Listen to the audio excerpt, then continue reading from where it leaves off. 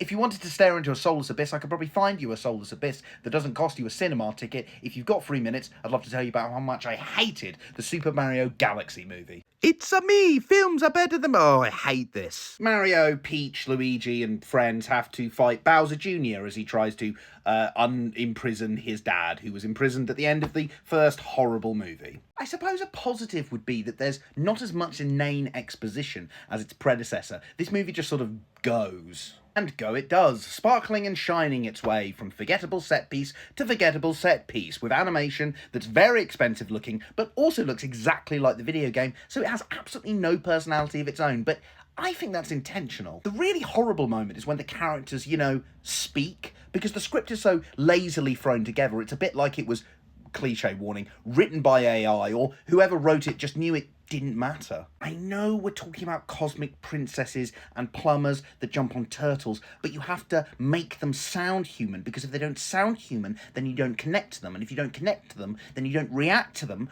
Why am I explaining this? When a character in Toy Story speaks, you get a sense of their personality, and there's gags, and you get attached to them, and they make you laugh, and they make you cry. In this, characters say things in such a bored, wooden way all the time, like they've never heard a conversation or a joke before. Sometimes they try and be funny in like a meta way. They say things like, that sounds like the backstory of the guy that's going to take us to the space junk galaxy, but it just comes off as robotic or like someone reading the ingredients to a trifle mix. Super Mario Galaxy is incredibly boring because anytime one of the big sparkly sequences ends, you forget about it because it doesn't matter, because they haven't built up anything about the world properly. What's happening doesn't look interesting or feel fun or exciting. It's just noise, and as your bored mind starts to drift, you start to think, why? Why employ Donald Glover as the voice of Yoshi if he only ever says one thing? Why cram in another meaningless cameo of another Nintendo character? Why does every line sound like the first draft and the first take that you did with the actor and you just went,